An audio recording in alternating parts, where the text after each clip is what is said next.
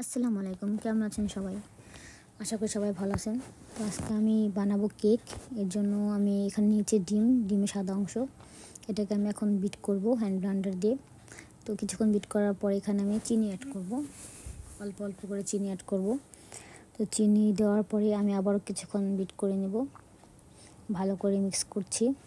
Mix করার আবারও আমি কিছুক্ষণ এটাকে বিট করব। তো বিট করার পর এখন এটাকে আমি ডিমের যে হলুদ অংশ আছে মানে কুসুম, সেটা আমি দিয়ে দেব। কুসুমটা দিয়ে আমি আবারও কিছুক্ষণ বিট করব। এখন আমি দিয়ে দিচ্ছি এখানে ভ্যানিলা এসেন্স। ডিমের গন্ধটা যাতে না থাকে এর জন্য এটা ইউজ করতে হয়, সুন্দর একটা ফ্লেভার হয়। এখন এটাকে এখানে অ্যাড করব তেল ভ্যানিলা এসেন্স দিয়ে আমি আরও কিছুক্ষণ বিট করে নেব। তো আমি দেখতেছি যে এখন পর্যন্ত হয়েছে কি না। তো আমার ব্যাটারটা হয়ে গেছে। এখন আমি এখানে ময়দা মানে শুকনো উপকরণগুলো মিক্স করব। এখানে আমি নিয়েছি 1 কাপ ময়দা। তো এখানে নিয়েছি বেকিং পাউডার, হাফ পরিমাণ নেব বেকিং সোডা। অবশ্যই ভালো মানের বেকিং পাউডার বা বেকিং সোডাটা ইউজ করতে হবে। এটা আমি সবগুলো এই শুকনো উপকরণগুলো চালনি দিয়ে চেলে নিচ্ছি যাতে স্মুথ হয় ব্যাটারটা। এর জন্য এখানে কিছু লবণ অ্যাড করলাম। এখন এটাকে আমি খুবই আলতো হাতে এটাকে আমি মিক্স করব। দেখতেই পাচ্ছেন আমি কিভাবে মিক্স করছি। তো অবশ্যই আলতো হাতে মিক্স করতে হবে, বেশি জোরে মিক্স করতে গেলে ব্যাটার ডিমের ফোমটা নষ্ট হয়ে যাবে, কেকটা ভালো হবে না। তো আমি এখানে অল্প অল্প করে আরও কিছু ময়দা অ্যাড করছি যতক্ষণ পর্যন্ত আমার ব্যাটারটা সঠিকভাবে না হবে। তো ব্যাটারটা কমপ্লিট হয়ে গেছে। এখন আমি ওভেনটা প্রিহিট করব, 5 মিনিটের জন্য প্রিহিট করে দিলাম। এখন আমি মোল্ড রেডি করছি। একটা মোল্ডে তেল ব্রাশ করে তারপর আমি এখানে কাগজ কেটে এখানে আমি দিয়েছি, ব্রাশ করছে। তো আপনারা বেকিং পেপার দিতে পারেন। এখন আমি ব্যাটারটা মোল্ডের ভিতরে ঢেলে সুন্দর করে এটাকে সেট করে নেব।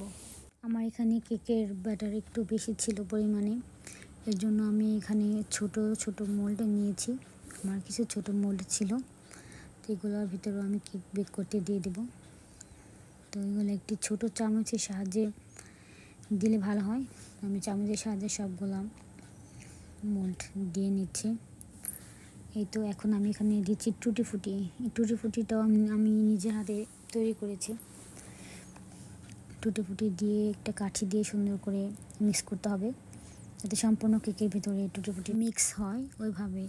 এখন এটাকে সুন্দর করে ট্যাপ করে দিতে হবে। এভাবে ঝাঁকিয়ে ঝাঁকিয়ে ট্যাপ করবেন যাতে কোনো জায়গায় খালি না থাকে। তো এখন আমি ওভেনে এটা বেক করতে দিয়ে দিব।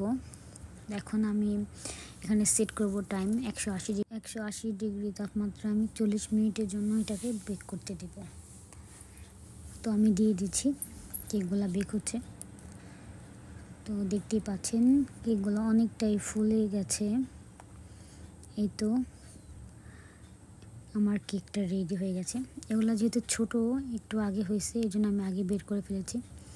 দেখুন কতটা সফট হয়েছে কেকগুলা, একদম পারফেক্টভাবে কেকগুলা বেক হয়েছে।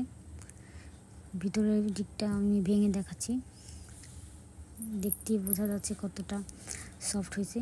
কিছুক্ষণ পর আমি বড় কেকটা বের করে নিয়েছি, এটাও আপনাদের আমি কেটে দেখাবো। এটাও দেখেন কতটা পারফেক্টভাবে কেকটা বেক হয়েছে, কতটা সফট হয়েছে কেকটা। এতটা সফট হয়েছে যে কাটার সময় আমার ভেঙেই গেছে। তো খেতেও দারুণ মজা হয়েছিল। তো অবশ্যই আপনারা সবাই আমার এভাবে বানিয়ে খাবেন, বাচ্চাদের জন্য বানিয়ে দিবেন। তো সবাই বলবেন কেমন হলো আমার কেকটা, অবশ্যই আমাকে জানাবেন। আর সবাই আমাকে ফলো করুন, সাবস্ক্রাইব করুন, আমার পাশে থাকুন। সবাইকে অনেক অনেক ধন্যবাদ।